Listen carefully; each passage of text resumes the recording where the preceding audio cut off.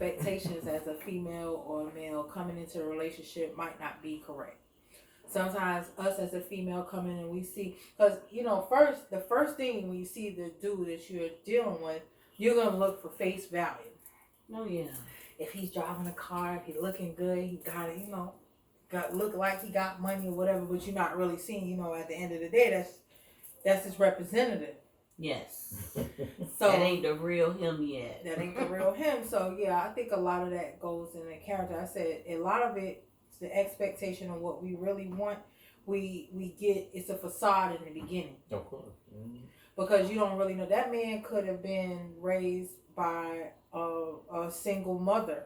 And that's what I was gonna piggyback off what you said for your comment. It depends on what type of household you came out of that helps to establish or create expectations for that child becoming an adult to see what they want in a partner, what they see growing up. If they have two parents that come out of a healthy marriage and they see both of those people in that marriage doing what they're supposed to do, loving each other, having a great marriage, I think they're going to have better expectations on what to look for, how to find a mate, and potentially hooking up with the right person because they have seen what a good relationship looks like. Now somebody else that comes out of a broken home or situation where they don't have their parents, they might not know what to expect or what kind of expectations to have because they never saw a good relationship or they never saw a relationship at all. No, there's some people just but some people just love chaos. That's true too. Some people you can't get the chaos out of them. I mean, it's just like if they don't have any excitement of chaos, they're gonna create. I'm glad you said that. I was speaking with one of my homeboys later. We was over at this spot or whatever, and she told me a story. I don't know if y'all heard it, but she said, I'm gonna kind of get off topic. She said it was a war back in the day. Two armies going against each other. Mm-hmm. One defeated the other, but they end up catching one guy. They tied him up, and that general told that guy, I'm gonna give you two choices. Tomorrow you can either be hung and shot, or you can walk out that door. The soldier told the general, what's out that door? He said, we don't know. Whoever leave out that door never come back.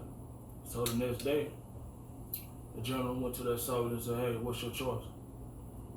He said, I want to be hung. So that day, he was hung and he was shot. So the secretary asked the general, what is outside that door? And that general told her freedom. Said freedom.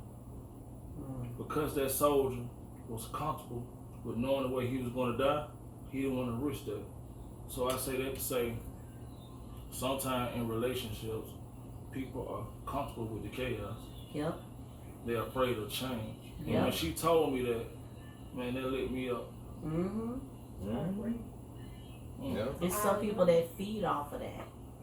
They live for it. They're not happy unless but some people live for it and some people are used to it. Comfortable with their own. And they're comfortable, exactly. Comfortable with their own. And that's sad. I think a lot of that also comes with self-power, willpower. Because when I was a child, I wasn't raised with my biological mom and dad, but I seen what they went through as a child. So no, I don't have my parents. Like you said, I was born with my dad and a stepmom, but because I seen all of the stress and stuff that they went through, made me want to be. My dad said, pay the cost. You pay the cost to be the boss. So then I said, so Dad, what does that mean? He said that means you go to school, you achieve to your highest ability to achieve, so you can be able to pick the job that you want, and make the money that you want, so you can call the shots. Exactly. And for some reason, that stood with me. And of course, well, not of course, but I am an alpha female. Not saying that I'm aggressive, because I can be aggressive. I feel that I should be able to know how to be a king in case my king can't be a king no more. Cause that builds that strength right there. But I think you gotta know when to step back and know your position as a queen when you do have a king. Because if you have a king and you want to play a king with a king, it'll never work. No, what I'm trying to, and I totally agree with you. But yes, of course, being a queen, you have to know. What I'm trying to say is, you have to know in order to be a successful criminal, you have to know the rules. So I have to know what a queen is supposed to do, what her duties is. I have to know what a king, what his duties is. I have to know what a prince, what he do. A princess. You understand what I'm saying? You cannot be all two. You can't be all three. You have to know your position. Yes. I'm talking about if it's a king and a queen here, we married, or boyfriend, girlfriend, or we looking toward that, I have to be able to take his place when he can. And vice versa. He has to learn how to take my place when I can as well. You know what I'm saying? Of course, that regulation, as you were saying, you got to know when and where to be quiet, or when and where to talk. When and where to turn the strength on, when and where to turn the strength off. That comes with that comes without saying. But what I'm trying to say is, to piggyback on what Ren said, was if you come from a broken home and you have no recollection of what a healthy relationship is, you first got to come to the door wanting a healthy relationship. You have to open your mind to say, okay, I don't know what a healthy relationship is, but I know that's what I want, because I know where I came from. That it wasn't good. The chaos wasn't good. I ain't like that. I didn't like that. I had to raise my child by myself. So I'm not looking for my next relationship is not going to be that. So then, of course, if you're strong-minded like I am, you're going to investigate. You're going to ask your peers. You're going to ask people that you see with healthy relationships. Well, how did you do this? Oh, well, what that worked for you? Okay, well, I'm gonna ask somebody else. Oh, I know that you in a better relationship. Let me see what worked for you. You gotta you have to come to the table with that person with an open mind and say, listen, I want a healthy relationship out of this. You know what I'm saying? And if he on the same board, then y'all gonna have a healthy relationship, because you guys are gonna teach each other. First step in having a healthy relationship, and I can speak for a female, because obviously I'm a female. I want a man that's gonna respect me, respect that I'm independent first. Is my independence, I feel that I mess up at, is because I'm too independent. I'm not gonna tell him, oh, I need this done, because I feel you should. If you care for me, you gonna look. Oh, she needs some this, or she do that. You know what I'm saying? You shouldn't have to ask. Because if we in a relationship, a healthy relationship, and I'm just saying we live together, you should know what my next move is. Like, okay, I know. What if you don't live together? Y'all live in two different households. That's where communication come in at. Communication is half of the reason why our whole country is going the way it is right now, because nobody is listening. That's why I don't like to speak when I'm mad. I do not like to speak when I'm mad, because I think that's another reason why what I would want in a relationship. We have to be able to,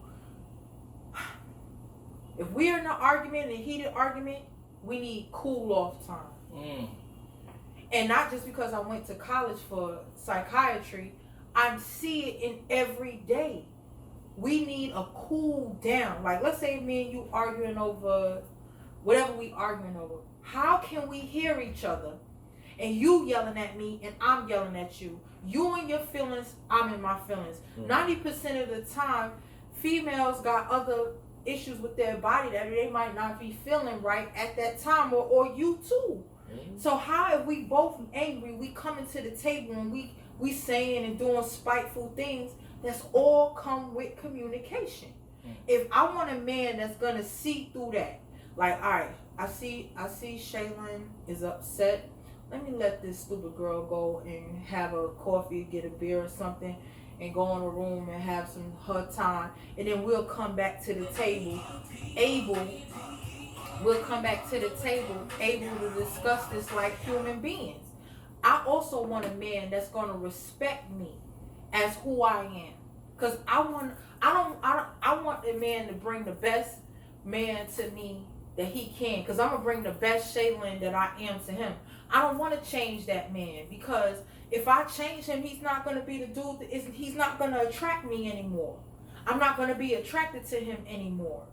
And I would think that the reason why he's attracted to me is because of my strength and everything. Notice that I didn't say beauty, because beauty doesn't last long. It doesn't. Beauty doesn't last long. 90% of the time that I see, and I'm a little older, you know what I'm saying? I'm a little older.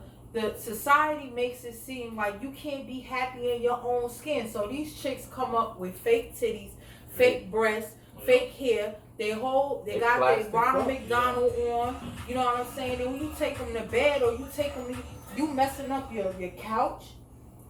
You messing up your couch, you got mascara. I don't know the Ronald McDonald stuff, because I don't know how to put makeup on. I know how to put Victoria's Secret lip liner on, lip gloss. But you get what I'm saying? I want a natural dude, and I would think a man would want a natural chick. Like, so let me ask you something. Why do you think? I look at it this way. The music industry, right? A guy can be overweight. He can be my complexion. He can be whatever physically, and he can make it. But with the women, she got to be light skinned. She got to have some type of petite body. Yep. She got to have the fake butt, what you were speaking of. Long hair. Why is it? Why is it one way? Why is that? Because I feel society is geared towards it's just image conscious. And especially, like, That's been around forever. It's been around forever since the magazines. What were you gonna say, Shay? I was gonna say, I think it's the younger clique, the younger crowd. They listening to these street